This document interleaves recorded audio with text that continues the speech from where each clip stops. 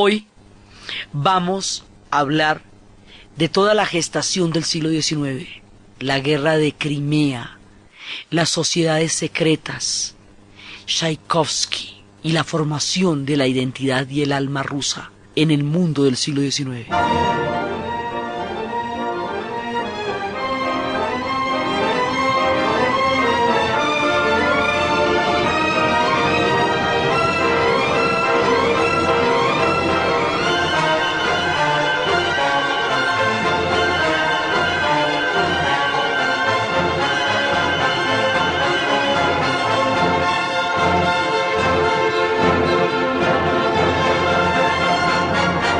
La vez pasada estábamos viendo cómo el siglo XIX va a ser uno de los laboratorios más importantes de toda la formación de la Rusia moderna, de sus contradicciones, de su grandeza, de su arte y de, digamos, donde se van a incubar sus grandes revoluciones. Entonces resulta que Rusia le ha metido toda la ficha a volverse europea. Desde Pedro, desde Catalina, desde todo estamos en esta vuelta, que a salir al Mar Negro, que salir al Báltico, que bueno, todo, que adoptar las ideas de la Ilustración, que meternos en toda la vuelta de los europeos, digamos, se lleva, hay más de 200 años que están luchando por llegar a ser aceptados como europeos. Y el momento cumbre son las guerras napoleónicas, porque como habíamos visto la vez pasada, Rusia es la que define en últimas la derrota de Napoleón. Aunque Waterloo sea su última morada, es Rusia la que le da el golpe de muerte al ejército napoleónico con el general Invierno y la campaña de Alejandro. Entonces, durante las guerras napoleónicas, Rusia se gana su lugar en el escenario europeo, como se lo ganará después de la Segunda Guerra Mundial, y ella queda en una posición lo suficientemente importante para ser uno de los factores definitivos de la Santa Alianza. Entonces, el orden de la Santa Alianza, el que Metternich por Austria y el que Rusia van a prefigurar como un mundo de estabilidad para evitar los cataclismos y que las guerras adquieran un carácter europeo, la nueva conformación del mundo, hace que empiece, digámoslo así, una especie de luna de miel entre los rusos y los europeos. Al fin se encuentran en un destino común. Rusia llegó a plantear en un momento dado inclusive un ejército europeo, una cosa parecida a un mundo paneuropeo, y Rusia estaba, digamos, bastante bien posicionada con el tema. Pero resulta que poco a poco se van distanciando porque van empezando a pasar muchas cosas. Va a haber efectivamente una cantidad de revoluciones románticas, después va a haber poco a poco se van formando los factores que van a llevar más adelante a la creación del Estado alemán, y eso implica que un poco de territorios eslavos van a formar parte de la nación alemana. O sea, poco a poco Rusia se va dando cuenta que Europa no está tan interesada en ella como ella está interesada en Europa. Se dan cuenta que esa aspiración de ellos de ser europeos no la comparten los europeos con ellos. Empiezan a desencantarse porque la geopolítica los va convenciendo de que ellos en realidad están solos. Cuando empieza el desencanto de los europeos, cuando empiezan a sentir que en realidad los europeos no son su respuesta a la historia, sino que la respuesta a la historia la tienen que tener ellos mismos, empiezan a optar por una serie de salidas a esta situación. Entonces, una es la búsqueda de la identidad y del alma rusa. Es muy importante en este momento, es la época del romanticismo, y la búsqueda de la identidad y del alma rusa los va a llevar a que esa constelación de estrellas vayan a surgir en esta época. Es cuando Pushkin y Gogol van a estar buscando, como habíamos visto la vez pasada, en el folclore ruso, las raíces. Es cuando cada uno de ellos va a entrar a tratar de definir el alma rusa, si es esta alma individualista pero lacerante de Raskolnikov, o es el alma que además Dostoyevsky jamás creyó en proyectos de felicidades universales, porque le parecía perfectamente sospechoso que alguien quisiera imponer un mismo criterio para todos, y el gran inquisidor en Los Hermanos Karamazov es una figura de un hombre que intenta suplantar en nombre del bien común a la sociedad en su conjunto y termina ejerciendo una especie de dictadura en un acto totalmente premonitorio de lo que más adelante irían a vivir. Entonces, ellos buscándose a sí mismos, no solamente se van a encontrar, sino que se van a universalizar en toda la constelación de estrellas que van a producir los escritores tratando de buscar y bucear las raíces del alma rusa. Ahí se van a encontrar y el mundo va a saber del talento desbordante e increíble que los rusos van a tener, y cada uno de esos escritores va a fundamentar un arquetipo. Entonces, en el caso del idiota, el tipo lo que era epiléptico, pero él no era ningún idiota, solo era un hombre decente en una época de misoginia y de capitalismo y de pérdida de valores, y se va a enamorar de una mujer que tiene unos raptos de humor totalmente cambiantes, radicales de un lado al otro, irracional, y algunos identifican en esta figura femenina ese carácter caprichoso e irracional que también pueden tener los rusos en un momento. Se van formando todos los arquetipos. Turgenev quiere hacer un puente entre París y Rusia, y va a ser el menos reconocido porque en ese momento ellos están mucho más interesados en bucear en lo profundo de su sociedad que en seguir teniendo como referente a los europeos, que ya sienten que no tienen por ellos el mismo aprecio que ellos tienen por los europeos. Entonces, el tema de la identidad y la formación del alma rusa recorre todo el siglo XIX, es una obsesión, y es lo que produce, por lo tanto, toda esa constelación de estrellas. Entonces, ellos van a tener igualmente muchísimos músicos, muchísimos, pero a diferencia, por ejemplo, de lo que va a ser Shostakovich, que va a ser prohibido, o Stravinsky, que más adelante va a tener que exiliarse, a diferencia de muchos otros grandes genios que por una u otra razón no fueron en su momento dado tan reconocidos allá, hay uno en el que todo el mundo se pone de acuerdo. Hay uno al que le dan la vocería, hay uno al que realmente le entregan, digamos, como el aval de representar el espíritu de esa alma rusa en formación. Un hombre que no tiene miedo al sentimentalismo, un hombre que ha estado en una gran preparación, que también va a tener una historia trágica en su vida, que su mujer después va a morir de locura, un hombre que estuvo en el conservatorio y que estuvo con Anton Rubinstein, un hombre que va a expresar de una manera completamente genuina este sentimiento y esta búsqueda del alma rusa, y que el mundo conocerá como Piotr Ilich Tchaikovsky, y alrededor de él sus grandes obras maestras y, por supuesto, El lago de los cisnes.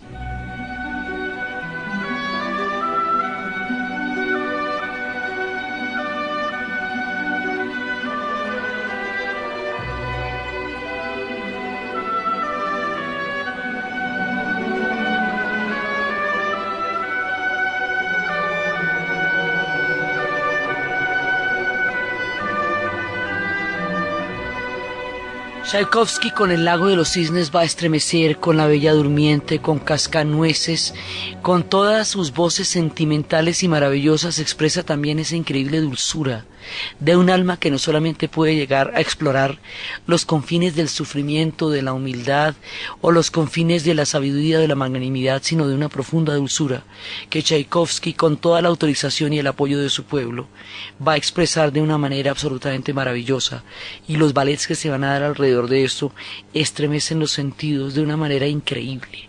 Entonces, estamos en toda esta búsqueda de identidad, porque hay que volcarse hacia adentro, porque ellos sienten que Europa, en últimas, ellos no sienten que tengan aliados en ninguna parte, que los intereses de ellos solo les interesan a ellos.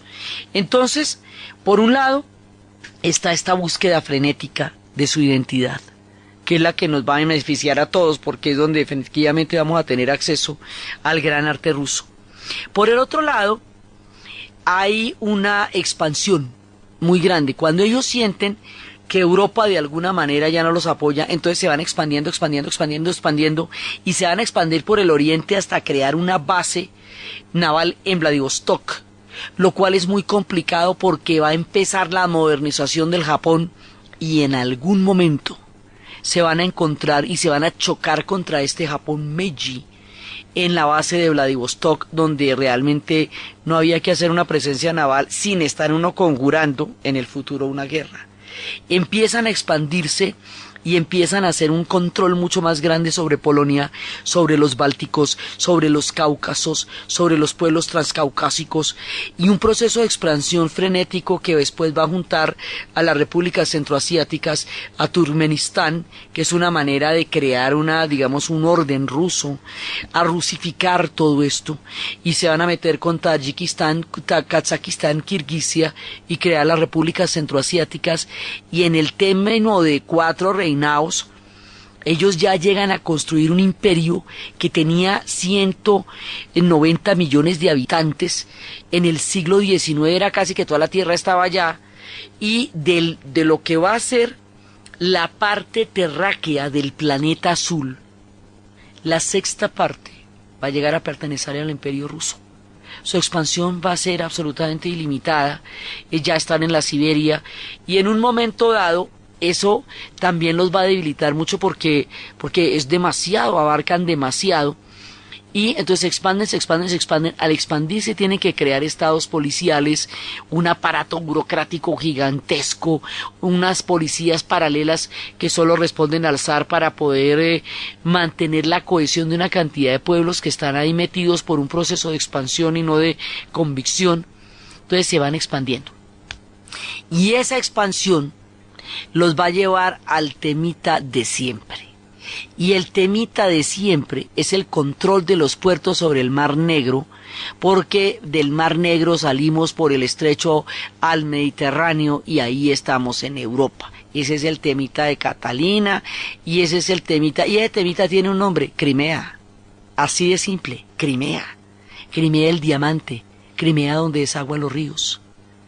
Entonces, en un momento dado, ellos van a empezar a disputarse con los turcos otomanos digamos, como el derecho de liderazgo sobre la iglesia ortodoxa que hay en Turquía. O sea, Turquía es otomana, ¿no? Eso ya se volvió otomano hace rato. Constantinopla cayó, Rusia se volvió la heredera de Bizancio, pero queda una iglesia cristiana ortodoxa en Turquía. Ellos quieren el liderazgo de esa iglesia ortodoxa y de esa manera crear como una especie de cuña en la Turquía otomana, en la Turquía del Islam. Esto los otomanos pues no lo van a permitir, porque los otomanos cualquier cosa menos pintados en la pared. Entonces los rusos les van a mandar unas tropas hacia Moldavia, como una manera. Moldavia en ese momento es parte del Imperio Otomano, ¿no? Más adelante se nos va a volver parte de los rusos. Entonces, a manera de advertencia, los otomanos inmediatamente le declaran la guerra a los rusos cuando van a mandar las tropas a Moldavia de manera de advertencia, porque los otomanos no van a permitir que los rusos se les metan allá, porque eso sí consideran que nada se les ha perdido. Ese paso del Mar Negro, eso está en manos del Imperio Otomano, y a ver, que lo tienen ellos. Entonces los rusos se van a meter ahí, y cuando los rusos se van a meter ahí, inmediatamente los otomanos plantan, y cuando los otomanos los paran, inmediatamente Inglaterra y Francia se meten a defender a los turcos otomanos. Óigase, los turcos otomanos eran los enemigos de Europa acérrimos. Se cascaron 6 siglos contra los austriacos. Se supone que eran el coco. Se supone que todas las guerras de liberación son contra los turcos otomanos. Pues ¿cómo les parece que se van a aliar británicos y franceses con estos turcos otomanos que eran el coco contra Rusia? Su Rusia mamacita con la que habían hecho la Santa Alianza. ¿Por qué no están interesados en que Rusia se les meta en Europa? Eso no les parece chévere. Y sobre todo, porque si el Imperio Turco Otomano en ese punto de la historia se fuera a debilitar, Rusia se lo tomaría como cabeza de la Iglesia Ortodoxa y como heredera de Bizancio. Más noche dejemos el Imperio Otomano quietico, que cuando se disuelva, después de la Primera Guerra Mundial, se lo reparten entre los mismos ingleses y los franceses que están metidos en esta guerra, y no ahorita que sería servírselo en bandeja a los rusos. Es que eso ellos lo quieren es para ellos, entonces por eso es que lo dejan ahí tranquilito. El asunto es que lo apoyan, Y el asunto es que el tema de la guerra es pararle el carro a los rusos. Sí, bueno, por aquí, por Europa, no se van a meter. Más adelante, respecto de esta tendencia, diría Bismarck que Rusia en el oriente es la civilización, mientras que en Europa solamente podría contraer nihilismos y otro tipo de enfermedades. Entonces, la guerra de Crimea es para pararles la expansión hacia... Porque es que además esta gente ya había estado en Alaska, ya después en una crisis la tiene que vender. Tiene que vender las aleutianas, pero ellos estaban hasta Alaska, digamos, ya estaban en América, ¿sí? Entonces, resulta que esto es para parar la expansión. Esa guerra, una cosa es pelear contra los turcos otomanos y otra cosa es pelear contra las potencias de modernización que en ese momento son Francia e Inglaterra. Contra los franceses y los ingleses, los rusos no pueden. Entonces se pone de manifiesto que Rusia, a la hora del té, no funciona como imperio a la hora de un enfrentamiento de verdad para Dios. Y le empieza a dar la sensación a los rusos de que ellos ya no son realmente un imperio, digamos que ellos no son efectivos a la hora de una guerra como tal.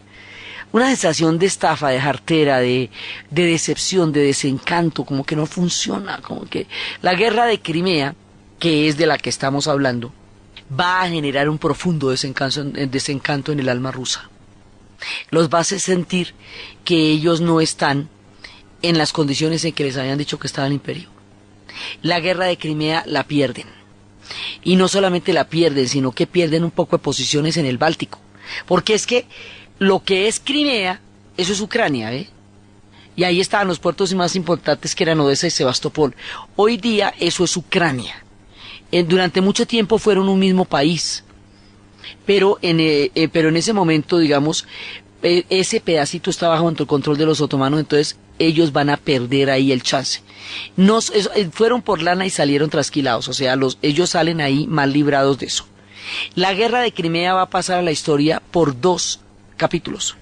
1, durante la epidemia de cólera que se desató en el frente, y durante toda la época tan devastadora y tan triste y tan aterradora que fue esa guerra, aparece una mujer que mediante una lucha absolutamente increíble se pelea el derecho de atender a los heridos de ambos bandos, sin distinción de credos, sin distinción de ideologías. Se le conoce como la Dama de la Lámpara. Era una mujer inglesa, se llama Florence Nightingale, y ella reglamentaría la enfermería como profesión.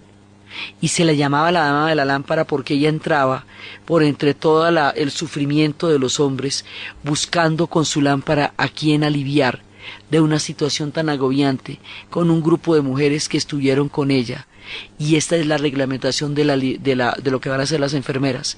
Y esto, y lo que va a ser el surgimiento de la Cruz Roja más adelante, es una manera de sanar y intentar humanizar de alguna manera algo tan brutal y tan terrible como la guerra, con el derecho de la gente a ser atendida en el momento del padecimiento de las batallas, por una cosa.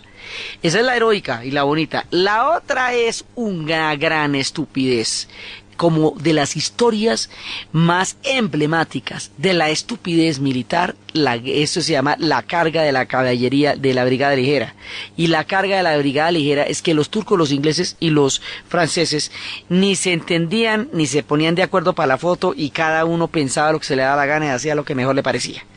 Entonces resulta que hay un general que dice que unos cañones están siendo retirados, que los ataque la caballería ligera. La caballería ligera es la que va con sables, que es sumamente ágil, y detrás de eso viene la caballería pesada, que es la que va con los, digamos, como con los petos, que tiene ataques mucho más contundentes, pero la caballería ligera es la primera, la que abre. Entonces, resulta que esa orden, como un teléfono roto, un general se la va a dar al otro, y este al otro, y este al otro, y resulta que el que recibe la orden está en una posición diferente de la batalla, y no ve los cañones que se están retirando, que ya los estaban sacando del frente, digamos, como una parte, como un destacamento de los rusos que se estaba retirando con unos cañones allá, sino que apunta hacia una de las fortalezas más grandes de artillería que tienen los rusos. Entonces manda a todo un regimiento a hacer una carga que es una masacre anticipada contra el punto de mayor fortaleza y de defensa de los rusos, que estaban sumamente bien organizados allá. Y este error de estupidez, de incomunicación, de orgullo y de incompetencia le cuesta la vida a miles de hombres de una manera totalmente demencial y sin ningún tipo de sentido ni objetivo, todo porque no me ponen de acuerdo para la foto. Eso le cuesta la muerte a mucha gente y se conoce como la carga de la caballería ligera. Y sobre eso se hizo una película en los 70s solo para recordar la profunda estupidez militar que puede producir el orgullo, la vanidad y la incompetencia de los generales frente a la forma tan banal como rifan la vida de sus hombres a la hora de las batallas. Entonces, por eso también se conoce la guerra de Crimea. Entonces, la guerra de Crimea a Rusia le sale mal, le sale el tiro por la culata, pierden lo que habían ganado, pero además se ganan una sensación de desazón muy profunda, lo que hace que ellos se volquen más hacia el oriente, y lo que hace que trabajen mucho más en la idea de un destino manifiesto, en el cual ellos dicen que están llamados a hacer un papel civilizador en el Oriente. Ellos lo creen, los europeos también lo creen, y lo que hace también que dentro del Imperio Otomano hay un montón de pueblos balcánicos que han sido sometidos por los otomanos y que están buscando independencias y estados nacionales, serbios y toda esta gente. Entonces resulta que ellos, como son eslavos, habíamos visto la vez pasada que eslavos son rusos, bielorrusos, ucranianos, serbios, montenegrinos, croatas, eslovenos, checos, polacos, eslovacos. ¿Sí? Todo este combo, que son los eslavos del oriente, del occidente y del sur, este combo está buscando una identidad histórica a través de una cosa que se llama la eslavofilia, o sea, la búsqueda de una identidad común de los eslavos. Rusia gusta de encabezar aquello que todos los demás comparten. Si hay mucha gente ortodoxa, ella devuelve la cabeza de la iglesia ortodoxa. Si hay mucha gente eslava, ella devuelve la cabeza de los eslavos. Entonces vamos a empezar aquí a pasar de la eslavofilia, es decir, de una doctrina en la cual se habla y se refuerza el sentido de la identidad eslava, al paneslavismo. El paneslavismo implica que Rusia sea la cabeza del mundo de los eslavos. O sea, en tiempos de los ortodoxos, Rusia es la madre de todos los ortodoxos. En tiempos de los eslavos, Rusia va a ser la madre de todos los, digamos, el paneslavismo. Y mucho más adelante, en tiempos del socialismo, pues ella va a ser la líder del socialismo en un solo país. Digamos, es una tendencia que ella tiene a encabezar movimientos internacionales y supranacionales y a ponerse como cabeza de eso. Rusia empieza a representar el paneslavismo en ese momento. Cree en su destino manifiesto de papel civilizador de Oriente y cree en su papel de armonizador de ese carácter euroasiático, porque es ella la que en sí misma resume el carácter de Oriente y el carácter de Europa en su propia nación. Entonces todo eso lo está buscando Rusia. Esto va a llevar a un estado muy policivo. La expansión y la rusificación va a hacer que sea muy fuerte la presión sobre Polonia, va a hacer que sea muy fuerte la presión sobre los judíos, la persecución sobre los judíos va a ser brutal, lo que va a hacer que todos los judíos estén metidos en la revolución y entonces después digan, si ve, como son de alborotadores, pues que se van a meter en la revolución porque definitivamente el zarismo no les ha dado sino malos ratos. Entonces hay una tendencia geopolítica enorme, que es la que está definiendo la actitud de Rusia sobre sí misma, y además, en la medida en que Rusia se expanda hacia Centroasia, empieza a acercarse muchísimo a los dominios británicos, que están en la India y en Pakistán, y que han corrido la frontera hacia el paso Khyber, en lo que hoy es entre Pakistán y Afganistán. Es decir, el gran juego, que es toda la geopolítica entre la expansión del Imperio Británico y la expansión del Imperio Ruso, se hace más candente con esta tendencia y con el tema de Crimea y con el tema de los otomanos. O sea, se están metiendo en muchas cartas a la vez. Están expandiéndose mucho más de lo que en realidad pueden en ese momento sostener como imperio. Y están digiriendo el tema de ser ellos europeos o de ser asiáticos o de tener ese doble carácter, y están asimilando una idea de que ellos son los que representan un papel civilizador en esas tierras.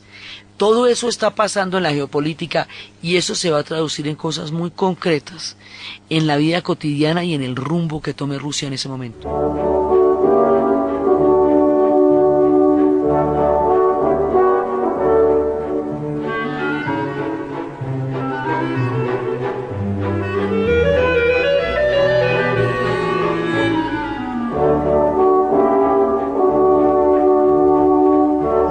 Entonces, Rusia se va metiendo en un juego geopolítico bastante complicado y bastante difícil de mantener porque tiene muchos frentes. Y digamos, el retroceso y la pérdida de la guerra de Crimea la afecta mucho porque, mire, el tema de Crimea es tan serio y el tema de la flota en el Báltico es tan serio que en los últimos años tuvieron un problema con Ucrania, inclusive llegaron a hacerle racionamiento de gas en el invierno con tal de presionarla a permitirles que mantengan la flota sobre el Mar Negro y finalmente lograron hace poquito mantener el acuerdo hasta el año 2042. Es decir, la presencia de la flota rusa en el Mar Negro es siempre y será absolutamente vital para todo proyecto de la nación rusa, porque es la salida al Mediterráneo y es la salida a Europa. Entonces, esto que movilizó tantas tropas y todo eso no les va a resultar, ahí los van a parar, pero ellos siguen su proceso de expansión en todas las demás zonas.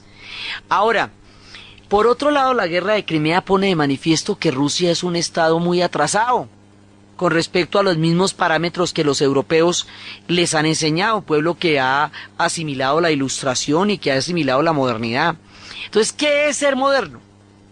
Ser moderno es intentar introyectar desde el punto de vista ruso y a la rusa los valores que en Europa determinaron la modernidad. La modernidad son la separación de poderes, la abolición de la servidumbre. La modernidad es institucional, la modernidad es militar, la modernidad es social, la modernidad es industrial, implica una cantidad de reformas, digamos, son procesos que Europa ha hecho gradualmente y que Rusia siente que no los ha hecho, siente que es un país muy atrasado a pesar de ser un imperio tan grande y tan vasto. Esto genera una presión para hacer las reformas y una presión para la liberación de los siervos. Entonces, la guerra de Crimea le tocó a Nicolás I, pero él muere después de la guerra de Crimea. Unos dicen que de pulmonía, otros que dicen que de depresión, otros que dicen que se suicidó de envenenamiento, de aburrición. Y luego viene Alejandro II. Alejandro II entiende las reformas. Y Alejandro II va a empezar las reformas y va a hacer uno de los pasos más trascendentales, que es la abolición de la servidumbre. La abolición de la servidumbre implica que ya los siervos de la gleba atados a una tierra y a un señor no van a existir como tales. Pero los terratenientes manipulan de tal manera esta abolición que los siervos tampoco se pueden ir para donde les dé la gana, porque se van a establecer unas estructuras comunales a las cuales ellos se deben. Van a pagar impuestos por la devolución de tierras y unos bonos muy honorosos, y usted, al no tener la protección significa que a usted le tienen que dar comida para que usted sirva. Si usted ya no es siervo de la gleba, a usted nadie le va a dar la comida, pero en cambio tiene que pagar impuestos. Y como no hay un sector económico que absorba esta nueva fuerza que sale, digamos, que necesita económicamente sobrevivir, pasan de la esclavitud a la miseria. Y los terratenientes pues se arruinan. Aunque queden con la sartén por el mango, aunque hagan todas las truchadas que hicieron, las más malucas, de todas maneras van a perder una gran cantidad de productividad, porque los siervos de la gleba eran los que ponían a trabajar la tierra. Van a hacer toda clase de porquerías, después van a decir que eran servidumbres domésticas para no devolverles tierra, les devolvieron la mitad, mucho menos, los pusieron a pagar impuestos, encontraron la manera de encadenarlos, aunque fueran libres, pero eso era parte, digamos, de lo que necesitaba Rusia para modernizarse. Y además es que ser campesino en Rusia es muy, muy tenaz, porque resulta que eso es una estepa infinita que está congelada la mayor parte del año. O sea, esto no es un país verde, verde, verde, verde, fértil, fértil, fértil, fértil, como somos nosotros, que por los suelos térmicos de las montañas producimos toda clase de frutos todo el año, hay cosechas todo el año, de todo, en todas partes, y unos suelos de una fertilidad descomunal como las sabanas de Córdoba y Bolívar. Esa referencia de una tierra tan pródiga, tan fértil y tan permanente que nosotros tenemos de nuestro propio país, así no es Rusia. Rusia es una estepa gigantesca, con unas condiciones de agricultura dificilísimas, con unos campesinos en un estado de postración muy difícil en esa época, que pasa inviernos de 6 meses, solamente se pueden cultivar las cosas que se meten debajo de la tierra como la patata y como la remolacha, porque solo lo que está debajo de la tierra se mantiene caliente durante esos inviernos. Entonces, para ellos es muy duro. Y por el otro lado, el campesinado está en una situación desesperada, porque en lo que es Rusia rica es en minerales. Eso sí, y como la misma estepa permite las vías, permite los ferrocarriles, permite la expansión, porque la otra es que sí se puede comunicar usted por ahí, por esa estepa, y más adelante harán una de las obras más grandes de ingeniería moderna, que es precisamente el Transiberiano. Pero resulta que se va formando un incipiente mundo industrial en las ciudades, en Moscú, un mundo de pequeñas industrias, que va a llegar a ser un mundo industrial importante, aunque sea minoritario. Es en ese mundo industrial donde se van a incubar las ideas de la revolución. En el campesinado hay una sensación de desamparo, de desventura, de sufrimiento, que produce digamos como una sensación de fatalidad, pero que no llega a traducirse en un movimiento revolucionario. El movimiento va a surgir es en las ciudades. Entonces, las reformas las intenta hacer Alejandro como puede.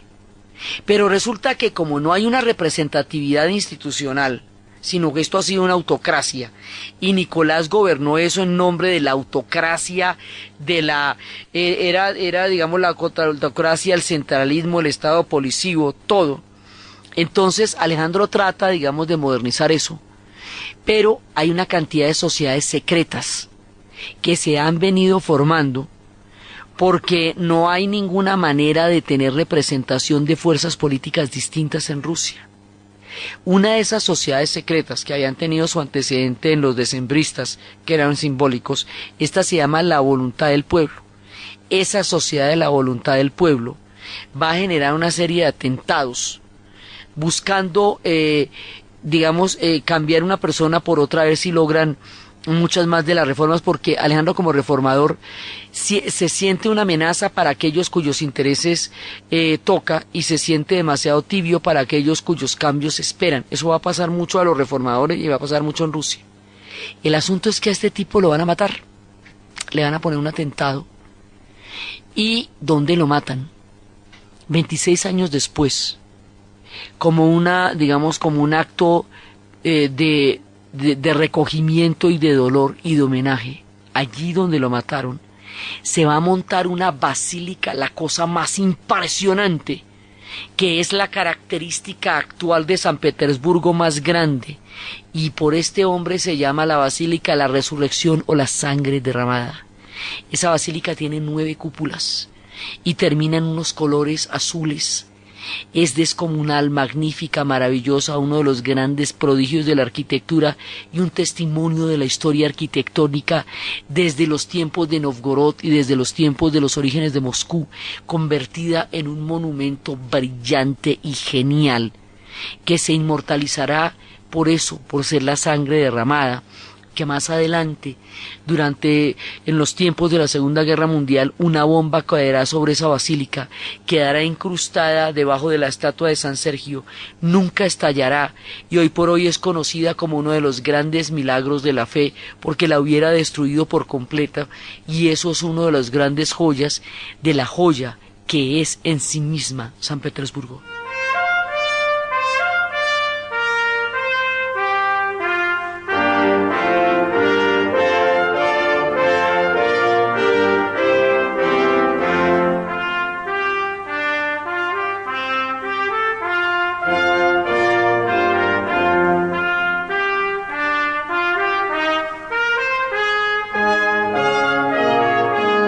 Es en esta época cuando la definición del alma nos va a llevar también a Anton Chekhov y todo su simbolismo y la historia de los funcionarios y la historia de los... porque el régimen zarista va a generar un aparato burocrático impresionante y la historia de esos pequeños y pobres funcionarios también va a ser tomada por Chekhov. Y es un momento en que los rusos se están construyendo por dentro. Entonces, después de la sangre derramada, después del asesinato del zar Alejandro, después de eso viene Alejandro III. Entonces, aquí nos va a pasar una paradoja trágica. Como el reformador era Alejandro II, era el que estaba intentando modernizar a Rusia, era el que estaba intentando comprender la dimensión de los cambios y llevarlos a cabo. El que sigue va a ser línea mucho más dura, porque el asesinato del zar pone en jaque toda la estructura del poder imperial y eso sí no se puede permitir. Entonces, el curso de las reformas que llevaban a una modernización de Rusia se detiene, se bloquea, retrocede, se hace más autocrática, más represiva, más policiva. El terrorismo la provoca hasta el punto en que la reacción que van a tener frente a eso va a ser una brutalidad sistemática del régimen. Y esto hace que se eche para atrás una oportunidad que en un momento dado habría de ser importantísima, que eran las reformas que estaba haciendo Alejandro, el que van a matar. Por eso mucho más adelante, cuando se están incubando todas las ideas de la revolución, Lenin, que llegará a nuestro relato, decía que el terrorismo justifica la represión.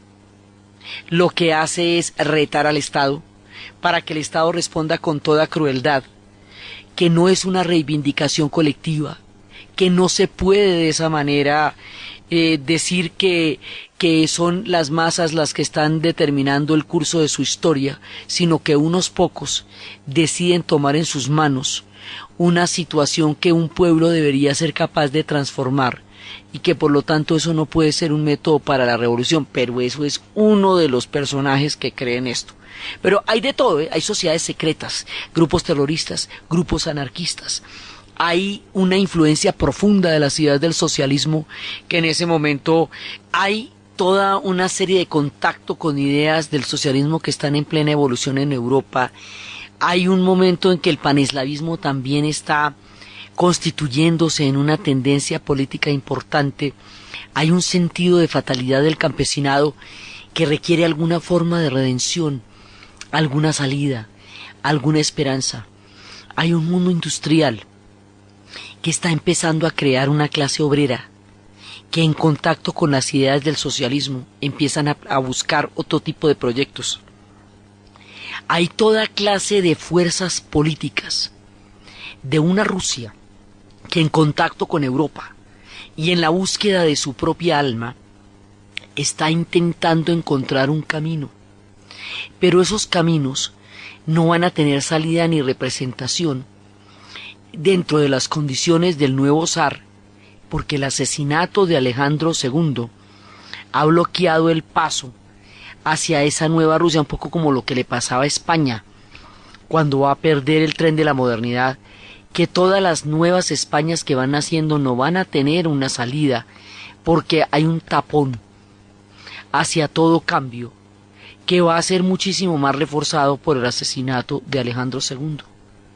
Entonces, ya Alejandro III para un proceso que era absolutamente importante, y después de él viene uno que sí no va a tener ninguna pista de qué es lo que va a tener que hacer, porque su mundo personal le va a impedir ver, por andar viendo el árbol no va a ver el bosque, porque su historia personal con su mujer va a ocuparle toda su atención, porque su idea de aristocracia lo va a hacer que sienta un profundo desprecio por su pueblo, y a este hombre es al que le van a tocar los episodios más dramáticos de Rusia, que es la entrada ya al siglo XX. Entonces, a finales del siglo XIX, Rusia está totalmente convulsionada y contradictoriamente produce el arte más eximio, la exquisitez más grande en Moscú y en San Petersburgo, y a la vez toda una cantidad de fuerzas sociales en ebullición y a la vez un zarismo que se agota en términos de proyecto y que no logra modernizarse y que les da la sensación de que el imperio no marcha bien. Y las guerras que se van a generar a partir de esto no le van a ayudar para nada. Una guerra con Japón ahorita no tiene ningún sentido para ellos y sí los va a dejar peor. Todos estos capítulos críticos y dramáticos le van a tocar al único tipo que no tiene la capacidad para manejarlos. Todos los demás eran duros en lo suyo. Cualquiera que fuera su tendencia eran gobernantes, eran estadistas, eran hombres capaces de ponerle la talla a la situación que les tocaba medir. Ahora, después de Alejandro III, viene uno que no va a tener la talla. Ese tipo se llama Nicolás II. Y a él le va a tocar la guerra contra Japón, la revolución de 1905, la revolución bolchevique y el fin del zarismo. Y con él estamos en la entrada del siglo XX. Y en el siglo XX, Rusia será quien dictamine los destinos del siglo a partir de los procesos que allá, entre la estepa, las ciudades, las fábricas, los campos, los libros, los intelectuales y la herencia del zarismo, se van a producir hasta generar cataclismos que van a alterar el curso completo de toda la humanidad. La historia de esta segunda etapa, cómo se va dando, cómo el siglo XX toca las puertas de una nación convulsionada, es lo que vamos a ver en el siguiente programa. Entonces, desde los espacios de la búsqueda del alma rusa, de la sensibilidad de Tchaikovsky, del sentido profundo de Dostoyevsky, de la búsqueda de esta alma a través de la literatura, del paneslavismo, de la idea de Eurasia, de una Rusia que busca en su propio corazón su sentido de ser y de vivir, de la dama de la lámpara, de la guerra de Crimea, del nihilismo en el corazón de los rusos, de los siervos liberados pero sin un lugar a donde ir, y desde todo este laboratorio histórico gigantesco que se está generando en final del siglo XIX y que toca las puertas del siglo XX con un dramatismo inesperado, en la narración de Ana Uribe, en la producción Jessy Rodríguez. Y para ustedes, feliz fin de semana.